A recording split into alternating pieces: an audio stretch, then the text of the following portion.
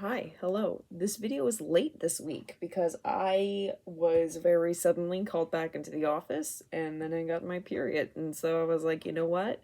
Holiday weekend, I'm just going to sleep, and it was great. So this video is going to be unedited and rambly and kind of just like an update video. Not about myself. Oh no, absolutely not. About things that have been happening.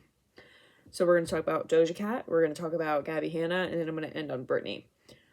Because every 5 seconds there's a new update to the Britney story, and I'm really glad I didn't film this video last night like I was going to and like post it super last minute, because this morning I wake up and there's more updates. So here we go.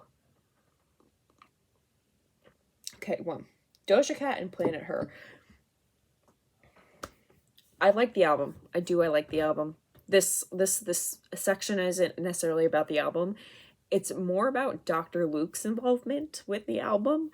I don't know how many of you know this or remember this, but Kesha went through a very lengthy court case, very public court case with Dr. Luke, saying that he was her abuser, and that she was assaulted and that she wanted out of the record contract. Legally, Dr. Luke was not prosecuted and was able to sue and won against Kesha for defamation. The legal system, however, is not the end-all be-all of morality, and that doesn't mean that he didn't do it. It just means that there wasn't enough evidence of it. And it also means that because there wasn't enough evidence of it, and Kesha took this publicly, and laws are... the legal system's a mess. We know this. We know this. So, Doja had a performance on 4th of July, right, in New York. And it's weird because at the same time, also in the Hamptons, Beyonce and Jay-Z had a 4th of July party, and Doja... I mean, I don't know if Doja wasn't invited, but like, to me, it's like, you know what, like, she could have been signed for this like party like beforehand, and so she couldn't do Beyonce and Jay-Z's thing, whatever. But this is like the second time like a major musical event happened. First is the Grammys, next is this, where Doja was not included or was precluded in some type of way. Like, she didn't win any Grammys for Hot Pink, which is very weird. And I'm thinking about, I'm not, this is just kind of like me saying things out loud, but I'm thinking about maybe doing a video about Doja Cat and Dr. Luke's relationship. Not that I think anything's fishy going on there. That is absolutely not what I'm implying about these two. Kesha's situation aside, right? Like, if Dr. Luke's name is tarnished, right? Like, of course, and it should be, because he probably did it. I believe Kesha when she says that he did it. I believe her, right? But because of that, and because of how that court case went and how public it was, I feel like that nasty reputation of that disgusting man, because that's what he is now being pushed onto Doja. And so now people who want to listen to and enjoy Doja Cat, now we have kind of this dilemma, like, oh, but she's signed with Dr. Luke. And like, is it Doja's fault? No, like, Doja's not responsible for the actions of this man. But if you don't want this man to profit, and he's a producer in all these songs on Spotify, then he probably gets a cut of the royalties. And then also, like, I wonder, like, if part of the reason why she didn't win any Grammys is because, like, his name is on Say So, right? So, like, would you want to give Dr. Luke a Grammy? Especially if you're the Recording Academy of all places, would you want to do that? Like, I don't know. So I'm thinking about the professional relationship between Doja Cat and Dr. Luke, and if his reputation is kind of taking her professionally behind the scenes. Now, if I do a video like that, it would be all speculative, and I love Doja Cat, and I would be doing it out of my love for Doja Cat and out of like trying to like plead a case to the label to say, hey, maybe I know that they're signed together, but like, let's find a legal way out of this, because you're tanking one of your biggest pop stars. Tanking. It's very dramatic, but it could, like, I don't know. I mean, a sophomore slump is a saying for a reason, and again, the album's really good. It is really good. But I don't know. I just feel, when you have a gut feeling It's one of those things. Okay, I'll move on. Thing number 2, Gabby Hanna. So my original plans for this, I've made some TikToks about her, and my original plans were to watch her entire series and then make a video on it, detailing what I thought, right? But then her most recent video about Jessie Smiles, I'm not sure if by the time you see this, it'll be the most recent video. It's the one she posted a couple days ago. It's 20 minutes. And it's like not part of the series. It's like outside of the series, but she like filmed it and inserted it, and then didn't upload videos for a few days, because she was like, everyone's asking me to apologize to Jessie Smiles, and so she explained her side of the situation. Right when this series started, and I watched the first like introduction video and like the first couple of videos, the one about the rice gum situation, right? I thought, like, my thoughts going into this was just, you know what, this is Gabby Hanna. Gabby Hanna is somebody who feels like she has not been heard. And, like, you know what? Like, I have been there before. Let me hear her out, right? Not that I was expecting to think any different of her during the series or, you know, whenever, right? But I thought, you know what? Like, she feels like she hasn't been heard and she's doing this because of that. So let's hear her out. But the further we get into the series, and this Jessie Smiles video really was the thing that like put the nail in the coffin for me. This series is not about being heard, right? It's not that she felt like she wasn't able to get her side of the story out and she feels like she just needs a chance to get it all out there, right? This is a practice in self-flagellation. I know this because I have experienced this emotion before. I just never did it because I knew it wouldn't be productive to me or any of my goals or who I wanted to be. But I've had the urge before. I can see it in her. I know what it is. So my plea, if you're Gabby Hanna and you see this video somehow, hi, how are you? I know you like to scour the internet for mentions and tweets and videos about you, so welcome, I guess. Please go get help. Take this from somebody outside of everything, from somebody who just said that she wanted to hear you out. Please go get help, because none of these emotions you're feeling are normal emotions, and they are really scary ones and ones that really do indicate that you're a danger to yourself and to others. So please go get help. The other thing I want to note too, at the end of that Jessie Smiles video, she said she didn't know the difference between what happened, what didn't, and she was constantly questioning her reality. That's not healthy. I don't care who you think did it to you.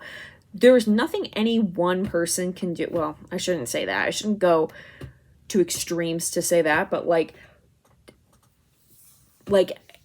everyone in the world can't be gaslighting you at the same time. Like, there's no conspiracy that everyone's going behind the scenes saying, let's fuck over Gabby Hanna, right? Like, these are your actions that you did, and you really need to examine them and take accountability for the way that you've acted.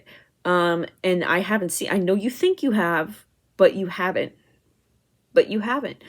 So I would really want you to go get help. You should be able to tell reality from fiction. You should be able to remember the things that you did. To me, every single time you or someone else describes your behavior, they sound like episodes. They sound like episodes that are triggered specifically by Twitter, because you care so much. She cares so much about who's liking tweets. Who gives a shit? Twitter is a cesspool, okay? It's disgusting on Twitter. Everyone's liking tweets all over the place.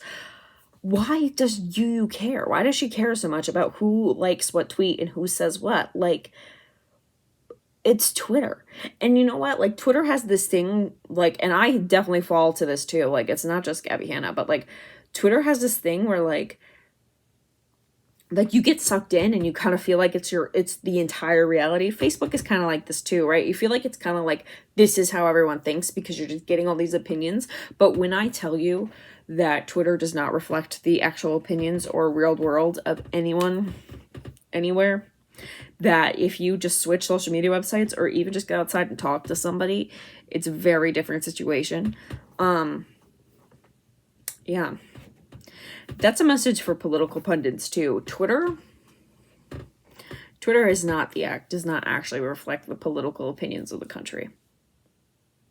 It doesn't even reflect the political opinions of like a big city like New York or LA, right? New York and LA are are a little more conservative than people tend to think. Like, it's painted as these far left, cities or whatever, right? But like, New York is also the financial capital of the world, so let's think of something to chew on. Okay. Anyways, Gabby Hanna, please go get help. Please go. I promise you, it's more than your ADHD. It's definitely more than that. I can tell you that. Everyone can tell you that. It's more than your ADHD. Because it seems like getting medicated for ADHD didn't convince you that posting this series and doing this publicly was a bad idea. So please go, just please go get help. Okay. Last point, Britney Spears. Okay. Since her trial, and I'm not going to go into too many details about this because I am probably going to do a bigger Britney Spears video after the July 14th date. But since her trial, Bessemer Trust was added to her financial conservatorship, right? And Jamie Spears, her father, was reaffirmed as financial conservator. And they were supposed to be co-conservators. Literally the next day, Bessemer Trust filed and said, we want to withdraw from this because what we heard from Britney's testimony indicates that it's not voluntary. She doesn't actually want this to happen, so we're stepping out, right? Before I even say anything else, if a trust fund is saying that we don't want to do this, you are in big fucking trouble. A trust fund? If a trust fund doesn't want to be involved, there's trouble. Trouble's brewing. That's the first indication, right? Now, I don't think that the C-level or leadership of this company decided to do something out of the goodness of their hearts, especially a financial company. It just doesn't really work like that. I wish it did. I wish there was like moral financial decisions, right?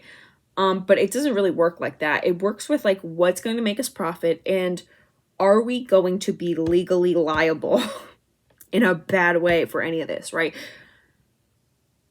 If they backed out, that means that they probably think that they would be either legally liable for something they don't want to be legally liable for, or that the public image of their company is going to be tarnished in a very bad way, in a very permanent way. There's like a lot of things going on, but if a company like that backs out, it's not a good sign for anyone involved. And then, so before I even get to the rest of stuff, and then last week, Ronan Farrow and Gia, give me a second to look up her name. I'm going to mispronounce it so bad.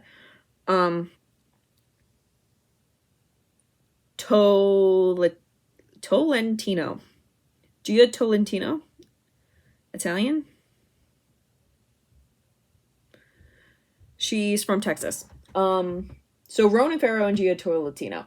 Ronan Farrow is the man who did really, really good investigative journalism about Harvey Weinstein in the Me Too movement.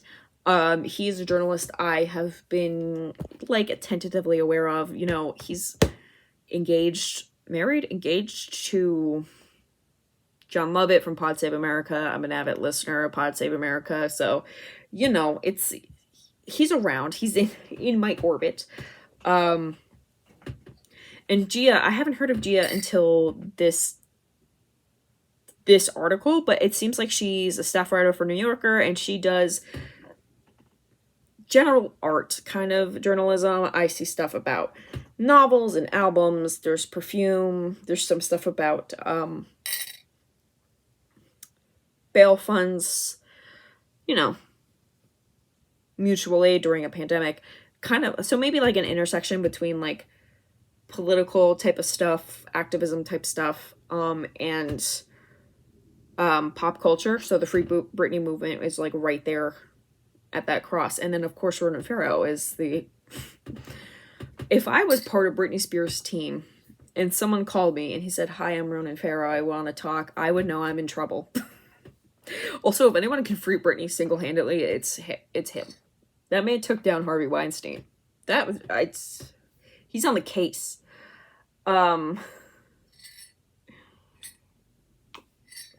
So he published a piece, and it really painted this like terrifying photo of how controlling her father was, and also how everyone around her was like genuinely worried for the decisions she was making in 2007, 2008. But then was also genuinely worried about what happened after the conservatorship, and was really just like it seemed like from her from like the quotes from what she said and from what was described, that she was really mostly preoccupied with her kids and having more time with her kids. But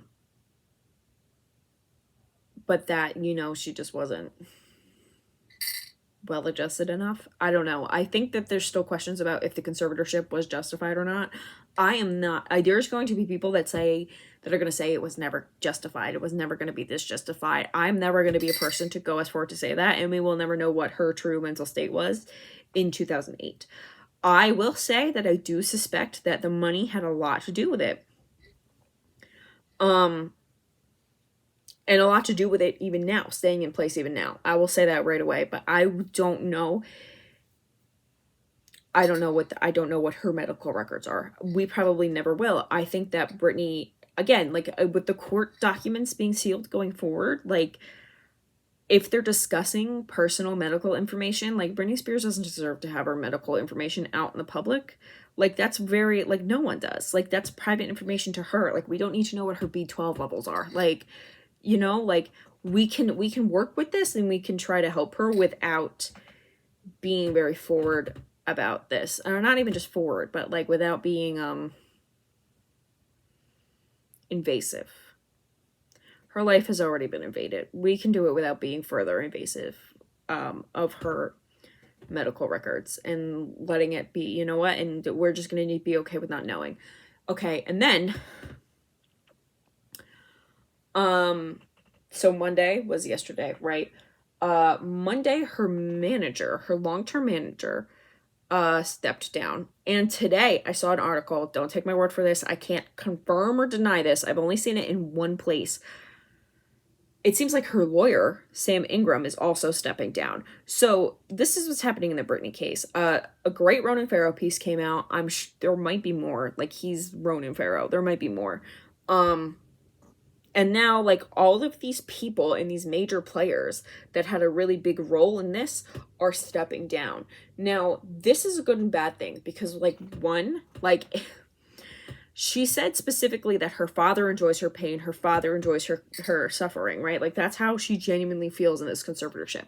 The less people involved means the more power that Jamie gets, but, like, there's also the other one, Jodi Montgomery, and also, like, she's pleaded for this to end. There's ample evidence, especially in the New Yorker piece, that her lawyer, Sam Ingram, was, like, did not really do his best to try to actually advocate for her and her interests. She wasn't allowed to hire her own lawyer, even though she's tried multiple times. I really hope in the July 14th case that she's granted, like, if Sam Ingram is stepping down and, like, that's, like, official, then I hope the judge goes, oh, let Britney hire her own legal counsel. And also in 2015, this is everywhere. In 2015, there was an investigator, and the investigator said, let's not just end it altogether, but let's find a pathway on the way out. And so if I was the judge, I would be like, so when a court investigator came to this court, and I know there's a lot of corruption going on, but if I was a judge and I was just trying to be impartial, and a court investigator for my court came to me and was like, okay, like, you know what, like, we need to find a pathway out of this, because while she might not be able to get out of it right now, there's a way to give her freedom and her financials back in a constructive way. That'll probably help teach her about how to, you know, find financial analysts or whatever, right? Because that's the thing, right? Like, celebrities and people of Britney's status, like,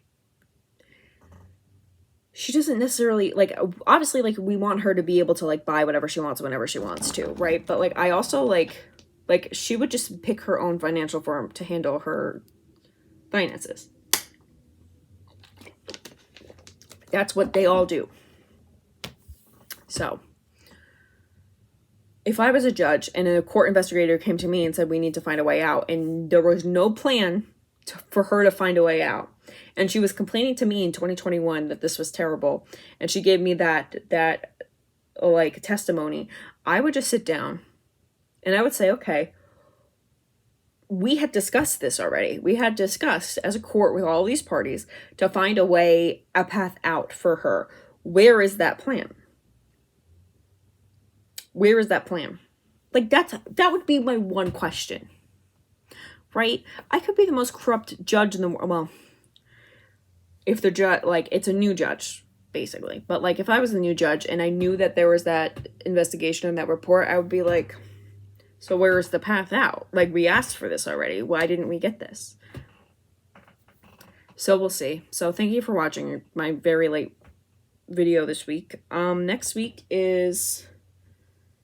It's already July, guys. Oh my god. Next video is going to be a HYBE, BTS, Permission to Dance kind of combination video. There's been some leadership changes at HYBE I want to talk about. There's been this... oh god, what's his name? Can you tell I'm out of it? Scooter Braun. There was this Scooter Braun Variety article that I'll probably also cover. I covered it a little bit on TikTok. I'll cover it again too next week. And then obviously Permission to Dance.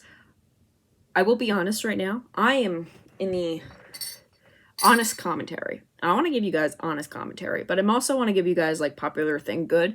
I am a little wary of the Ed Sheeran Western concepts we have going on. It's a song written by Ed Sheeran, but then they showed up in cowboy hats and denim. The denim's fine. I'm okay with the denim.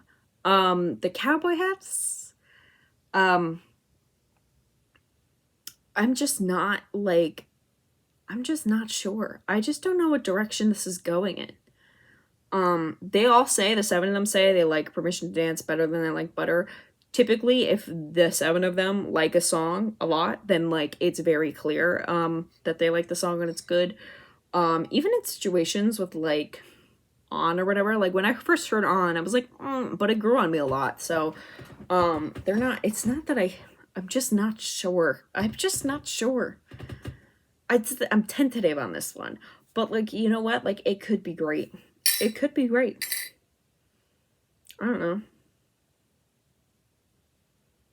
Alright, that's the video. Thank you for watching.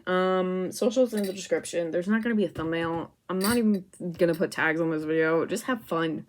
This is just, I'm saying that like I'm going to put tags on this video. I'm sorry. Okay, let me shut up. This is already 23 minutes long and it's just rambling.